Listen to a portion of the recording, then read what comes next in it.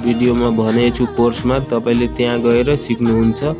किनकि म चाहिँ यहाँ लक लगाउन तपाईलाई सिकाउँदिन साथीहरू। अनि यहाँ चाहिँ हेर्नु यो पुरैमा गर्छु म, जति 4 वटा 5 वटा अझै बाँकी छ यो पुरैमा गर्छु। किन मैले तपाईलाई लक सिकाउँदैन यो भिडियोमा, मतलब यो भिडियो चाहिँ तपाईलाई हेराउनै मात्र हो साथीहरू। अनि लक लगाइदिए भने कहिले नि खुल्दैन। अनि यो भिडियो मतलब म तपाईलाई मात्र हेराउन सिकाउन हो।